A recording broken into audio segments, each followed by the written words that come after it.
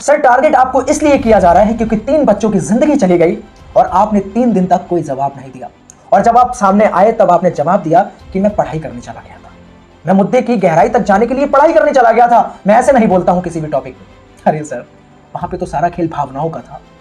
वो बच्चे जो आपकी आवाज सुनकर, आपकी वीडियोस देखकर, आपकी रील्स देखकर वहां पहुंचे, और आज जब इतना बड़ा हादसा हो गया तब आप गायब हो जाते हैं, अवध ओझा सर और दिव्यकीर्ति सर। और जब आपको इसलिए टारगेट किया जा रहा है क्योंकि आप वो चेहरा है दिल्ली में। Divyakirti means UPSC, means dream of UPSC, means Vikas sir, means Awadh sir. और इसीलिए बच्चे आज आपको कोचिंग माफिया बोल रहे हैं, इसीलिए आज अवध ओझा सर को बच्चे बोझा सर बोल रहे हैं। इस देश में अगर इस समय सबसे ज्यादा दयनीय स्थिति किसी की है तो वो है इस देश के यूथ की, इस देश की युवा जनरेशन की। और जब वो अपनी आवाज उठाते हैं तब लड़कियों को रोड पर घसीटकर बस में भर के जेल ले जाया जाता है, लड़कों को कुत्तों की तरह, जानवरों की तरह बस में ठूसा जाता है। इन दिनों दिल्ली में जो चल रहा है वो सच में शर्मनाक है। आज देश का युवा रोड पर बैठा है और अपने हक की लड़ाई लड़ रहा है। और दिल्ली में इन युवाओं को, इन स्टूडेंट्स को जो बुलाते हैं पूरे देश से, आज वो कह रहे हैं कि हमें टारगेट किया जा रहा है। अवध ओझा सर और विकास दिव्यकीर्ति सर कह रहे हैं कि हमें टारगेट किया जा रहा है। क्यों? क्योंकि राउस कोचिंग पर व्यूज नहीं मिलेंगे, अवध ओझा और दिव्यकीर्ति पर सब्सक्राइबर और व्यूज दोनों मिलेंगे, इसलिए टारगेट किया जा रहा है। सर, दिल्ली में इस समय 90% स्टूडेंट आपकी वीडियोस देखकर वहां पहुंचा है। आपका जो मोटिवेशन है, आपकी ये जो उत्तेजित करने वाली आवाज होती है, बच्चों को आईएएस बनाने वाली आवाज, वो बच्चों को खींच लेती है, वो बच्चों को खींच लेती है दिल्ली की तरफ। और जब वो पहुंचते हैं वहां तब उनके करियर और उनकी लाइफ दोनों के साथ खिलवाड़ होता है। और आज जब बच्चे आवाज उठा रहे हैं, जब आज वो स्टूडेंट्स अपनी आवाज उठा रहे हैं, तब उनकी आवाजों को बस में भरकर जेल ले जाया जा रहा है। केजरीवाल जी जो दिल्ली को स्मार्ट सिटी बनाते हैं, स्मार्ट सिटी बना दिया है, वहां पर बेसमेंट में कोचिंग चलती है। और बेसमेंट भी ऐसा वैसा नहीं, 3rd क्वालिटी बेसमेंट, जो बिल्डिंग बिल्कुल झरझर हो चुकी है, जो बिल्डिंग बिल्कुल गिराऊ है, उस बिल्डिंग में कोचिंग चलती है। विकास दिव्यकीर्ति सर की दृष्टि कोचिंग। न्यूज रिपोर्टर जब वहां पहुंचे तो बच्चे अपनी आवाज उठा रहे हैं इस समय, क्योंकि उनके पास माध्यम है।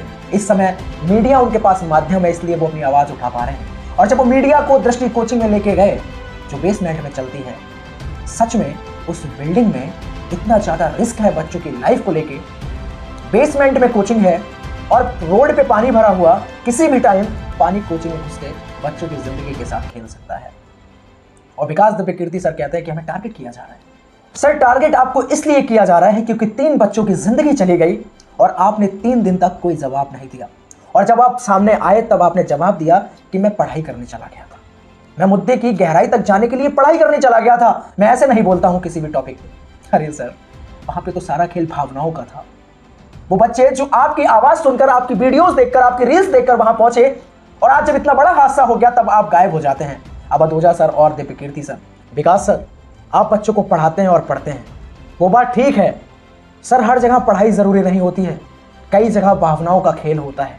बच्चों की भावनाएं इतनी आहत हुई और आज बच्चे ये जो लड़ाई लड़ रहे हैं, वो इसलिए लड़ाई नहीं लड़ रहे कि 3 बच्चों की जान चली गई, वो इसलिए लड़ाई लड़ रहे हैं कि आज जो 3 बच्चों की जान गई है, कहीं ये संख्या किसी दिन बढ़कर 300 ना हो जाए। वो इस सिस्टम को बदलना चाहते हैं, वो इस सिस्टम को बदलने के लिए आज रात रात भर रोड पर सो रहे हैं, कैंडल मार्च कर रहे हैं। वो इसलिए नहीं, वो इसलिए कर रहे हैं कि हमारे सिस्टम के जो कान हैं वो खुलें, जो आंखें बंद हैं वो खुलें और बच्चों के बारे में सोचें। जो फ्यूचर है इंडिया का, उसके बारे में सोचे। ये जो youth generation, the future of India, the government should think about them, उनके बारे में सोचे, इस सिस्टम को बदले। उन बच्चों की जो लाइफ के साथ खिलवाड़ हो रहा है, लाइफ के साथ खिलवाड़ ना होके एक अच्छा सिस्टम वहां बनाया जाए। बच्चों के लिए हॉस्टल बनाया जाए गवर्नमेंट, जो कि बहुत ही अच्छे होने चाहिए, जहां पर बच्चों को कोई दिक्कत ना हो पढ़ाई में, तभी तो वो पास हो पाएंगे।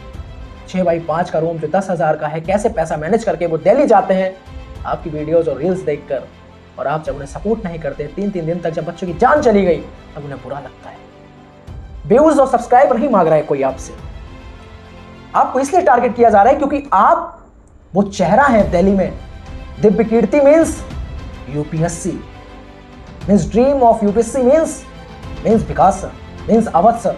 और इसीलिए बच्चे आज आपको कोचिंग माफिया बोल रहे हैं, इसीलिए आज अवध ओझा सर को बच्चे बोझा सर बोल रहे हैं, क्योंकि जिस समय बच्चों को सबसे ज्यादा सपोर्ट आपकी चाहिए थी उस समय आप पढ़ाई करने निकल गए थे। आप उस हादसे की पढ़ाई करने निकल गए थे जिसने बच्चों को बहुत ही ज्यादा आहत किया। शायद आप फील नहीं कर सकते कि उन पर क्या बीती होगी जब उस समय वो गंदा पानी भरा होगा, दम घुट के मरे होंगे वो 3 बच्चे। इसीलिए सर आपको टारगेट नहीं किया जा रहा। आप बस सोचिए कि ये बच्चे मेरा चेहरा देखकर, मेरी आवाज सुन के यहाँ आते हैं, तो आज ये जो लड़ाई लड़ रहे हैं उसमें सबसे आगे आप होने चाहिए, जिससे कि इन बच्चों का फ्यूचर, और ना केवल बच्चों का फ्यूचर, इससे इंडिया का फ्यूचर ब्राइट होगा। Thank you so much, thank you so much.